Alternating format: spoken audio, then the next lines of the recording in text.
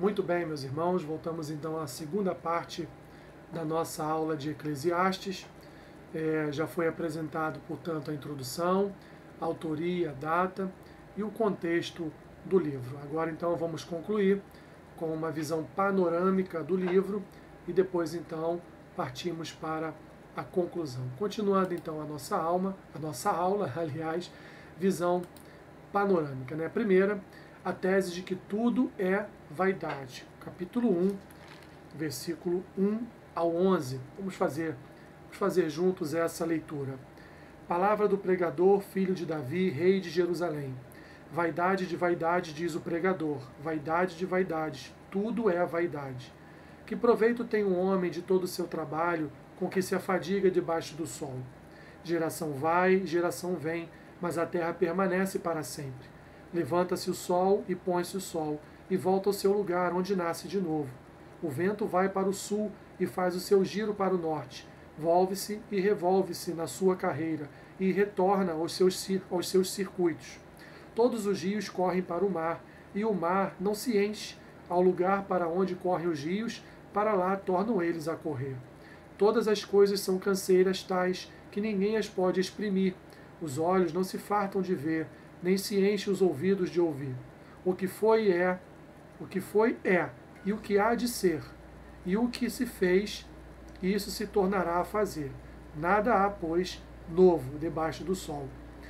Há alguma coisa de que se possa dizer, vê, isto é novo? Não. Já foi nos séculos que foram antes de nós. Já não há lembrança das coisas que precederam, e das coisas posteriores também não haverá memória entre os que hão de vir depois delas.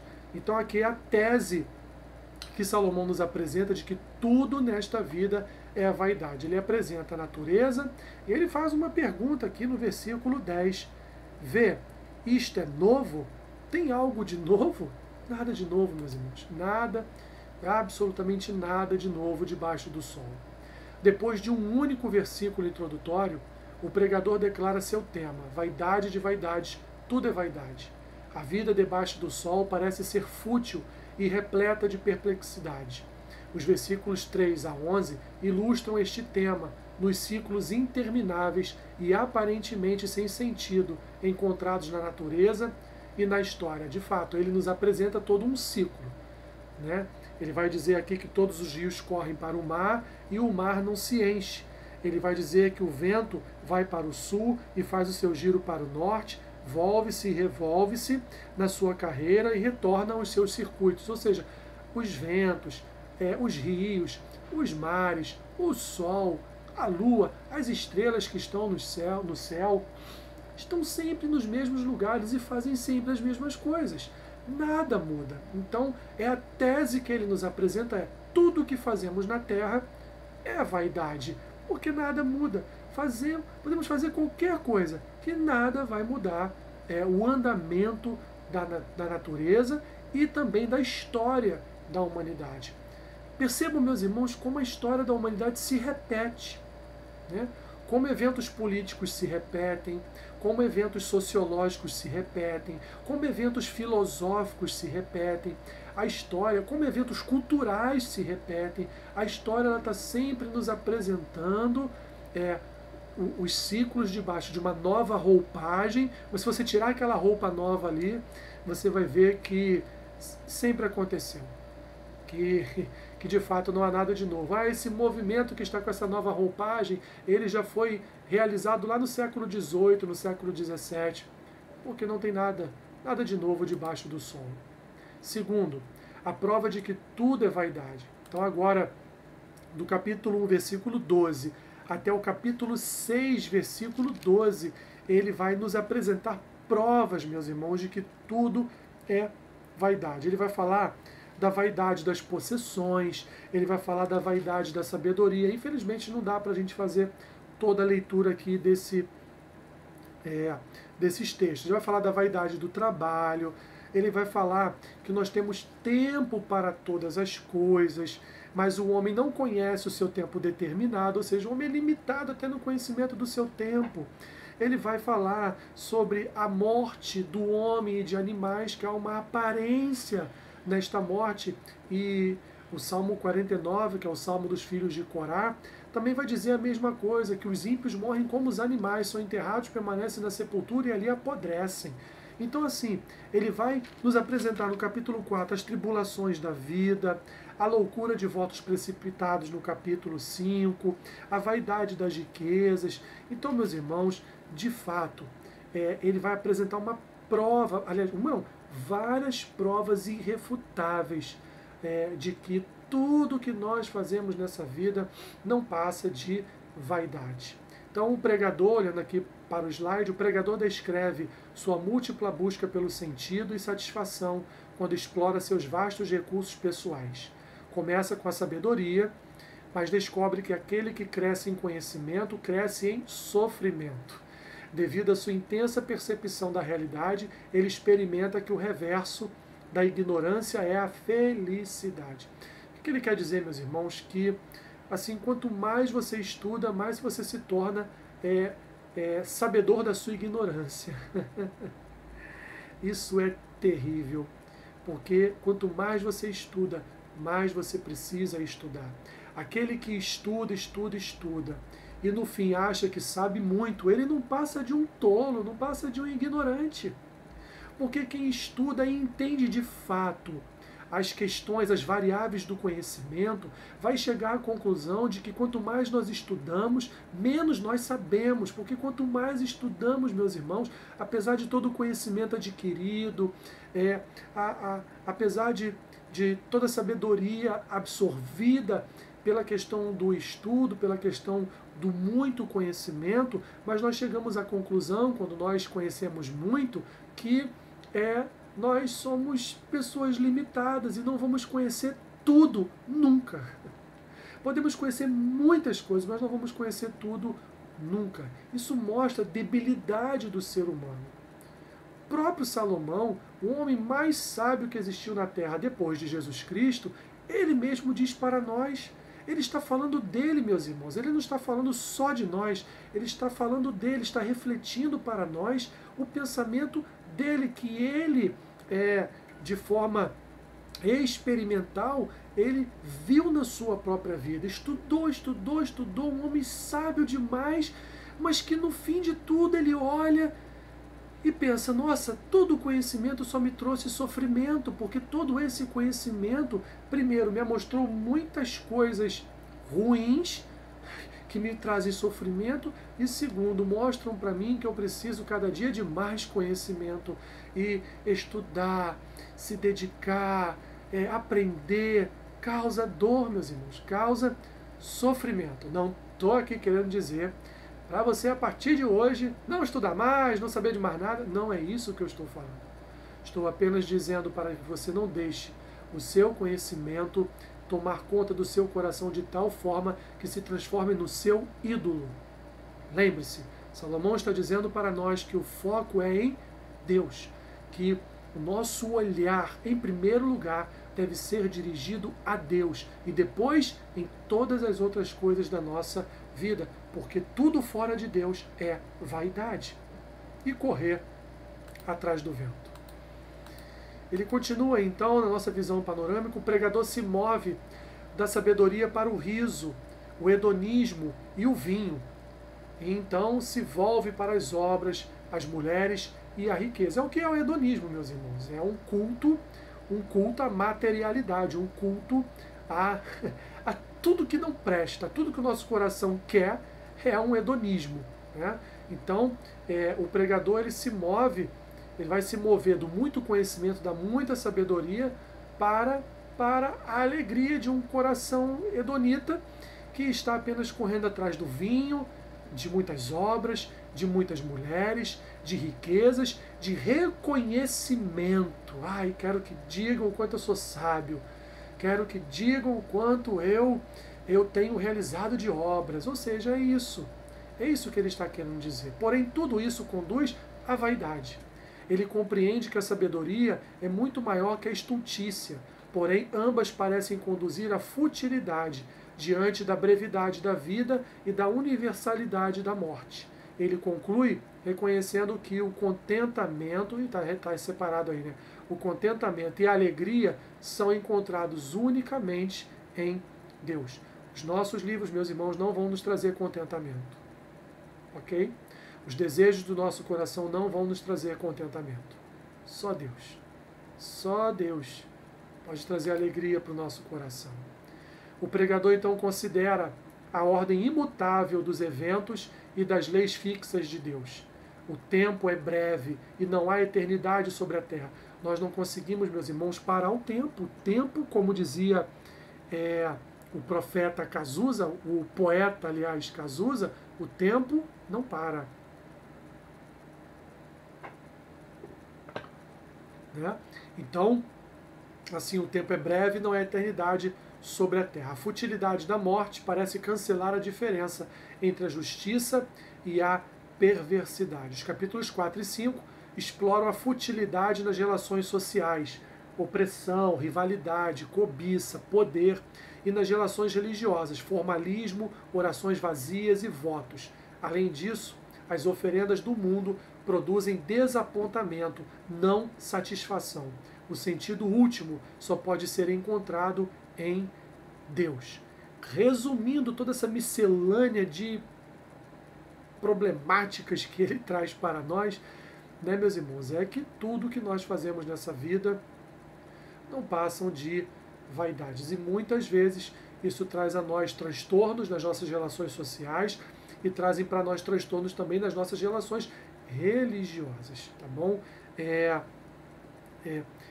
formada em nós muitas vezes uma cosmovisão que não é uma cosmovisão cristã, ou que ela tem elementos de cosmovisão cristã, mas que também tem elementos de mundanismo, tem elementos de hedonismo, tem elementos também de vaidade. Precisamos estar atentos a esses sentimentos. Terceiro, conselho para sobreviver à vaidade. Do capítulo 7 ao capítulo 12, então, ele vai trazer conselhos para que a gente venha sobreviver à vaidade, né? Ele compara a sabedoria à loucura, ele fala da moderação em tudo é muito boa, ele vai avaliar a mulher enganosa, né? Ele fala da nossa submissão ao rei, fala que na vida há desigualdades. Não existe, meus irmãos, ideologia perfeita neste mundo. Não há. O comunismo, o capitalismo e qualquer outra ideologia ou formas de governo não são perfeitas. Evidentemente que umas são melhores do que as outras. Umas não fazem tanto mal quanto as outras. Mas no fim de tudo isso, meus irmãos, nós devemos chegar à conclusão de fato de que a vida ela apresenta desigualdades e apresentará até o fim dos tempos na Terra. Então não há uma utopia. A vida não trabalha com utopias, a vida trabalha com realidades. E a realidade é que a vida é desigual, a vida apresenta os seus fatores desiguais. A sorte parece ser a mesma para todos, trabalho tem recompensa, né? Ele fala da excelência que é uma pessoa ser sábia, fala do procedimento prudente do sábio e vai falar também da mocidade, da velhice e vai concluir, ok? Então, uma série de lições sobre a sabedoria prática descreve a leviandade e a busca do prazer como superficiais e tolas. É melhor manter em equilíbrio os recônditos do pensamento. Fazemos tudo com equilíbrio, meus irmãos, tudo com prudência, moderação, nem 8, nem 80. A sabedoria e a temperança fornecem perspectiva e energia para enfrentar a vida. Alguém só desfrutará de prosperidade e considerará a adversidade quando entender que Deus criou ambas. Deus criou, meus irmãos, a prosperidade, mas criou também a adversidade. Tudo provém da vontade dele, tudo provém dele. E quando nós entendemos isso, nós vivemos melhor. Quando nós entendemos isso, vivemos de forma mais moderada, mais equilibrada. É preciso evitar os extremos de autojustiça e imoralidade. O pecado invade todos os homens e a sabedoria é interrompida pelo mal e pela morte. A mente humana não pode apreender o sentido último. Portanto, meus irmãos, um dia todos nós iremos morrer. Então não devemos ser pessoas com uma autojustiça, não devemos ser pessoas imorais, não devemos deixar que o pecado venha invadir os nossos pensamentos, e tudo isso nós combatemos com sabedoria, com discernimento, com diligência na palavra do Senhor. A submissão à autoridade ajuda a evitar problemas necessários, mas a justiça real às vezes está ausente neste mundo. Não devemos aqui obedecer às autoridades, sermos submissos a elas.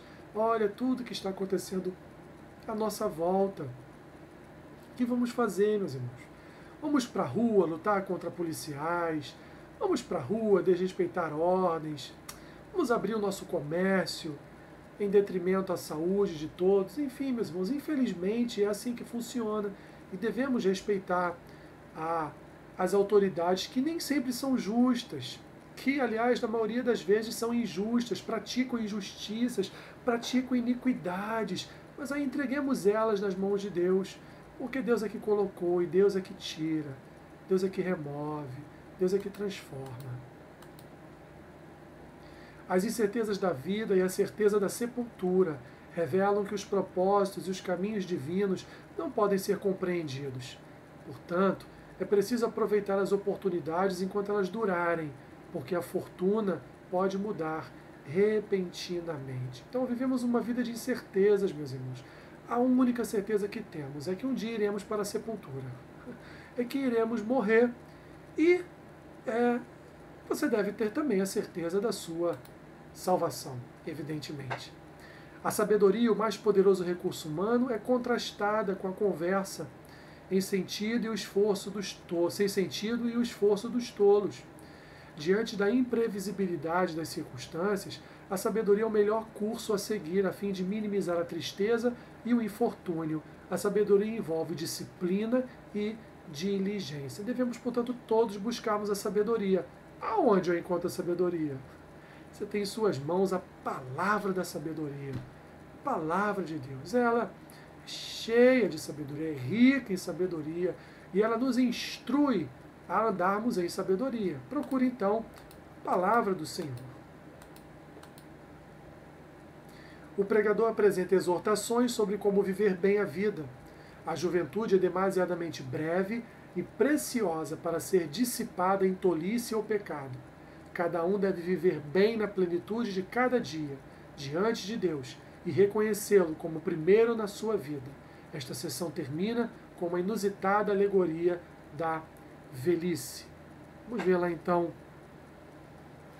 o que ele diz no último capítulo, capítulo 12. Diz assim: lembra-te do teu Criador nos dias da tua mocidade, antes que venham os maus dias e cheguem os anos dos quais dirás, não tenho neles prazer. Antes que se escureçam o sol, a lua e as estrelas do esplendor da tua vida e tornem a vir as nuvens depois do aguaceiro. No dia em que tremerem os guardas da casa, os teus braços, e se curvarem os homens outrora fortes, as tuas pernas, e cessarem os teus moedores da boca, por já serem poucos, e se escurecerem os teus olhos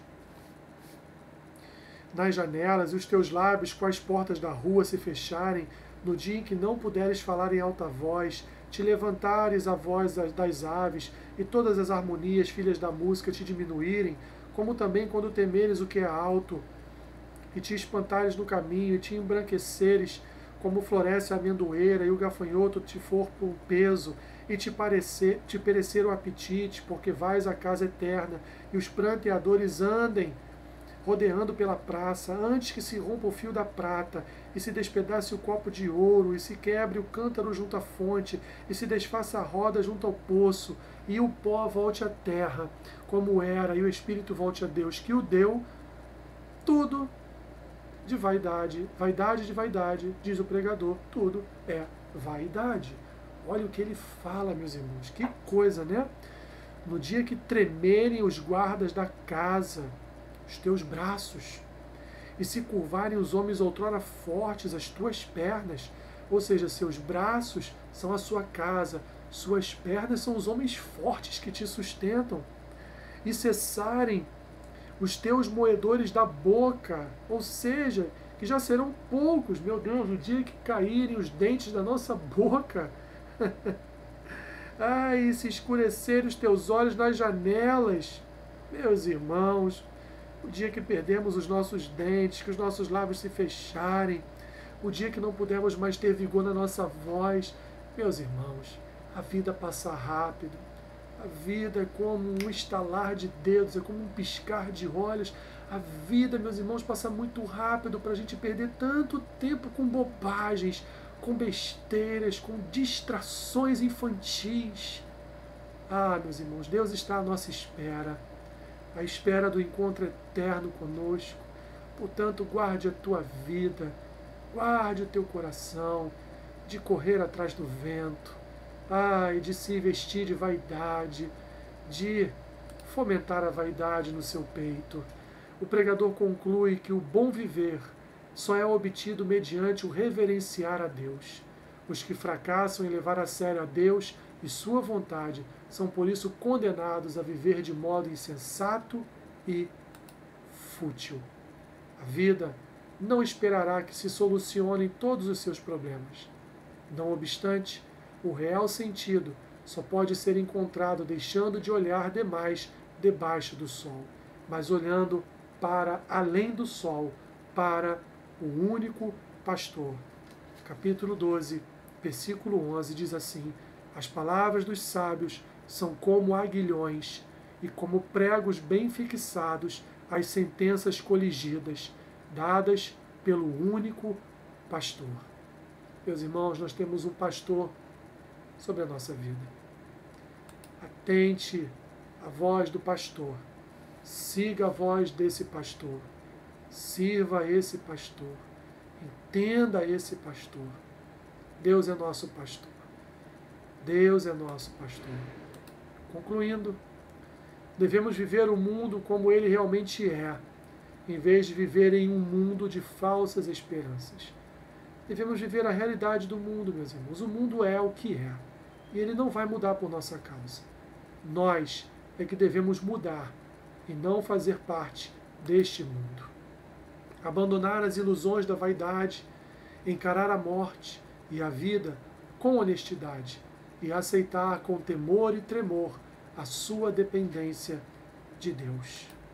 Terceira, a fé na justiça de Deus e na bondade de suas ordens é mais forte que o pessimismo.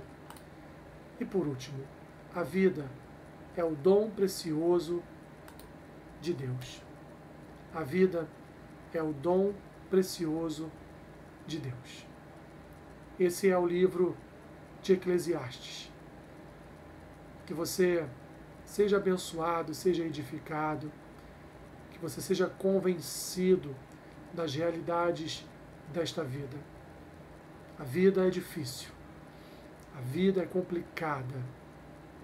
Como eu disse lá no início, temos alguns momentos de alegria e muitos momentos de tristeza, de tribulação, de angústia na nossa alma. Portanto, meus irmãos, cuidem para que vocês, ou para que nós, na verdade, para que nós não sigamos as orientações carnais do nosso coração, mas olhemos única e exclusivamente para Deus. E antes de todas as coisas em nossas vidas, nós venhamos a considerar a vontade de Deus sobre nós. Que Deus te abençoe, rica e abundantemente. Amém.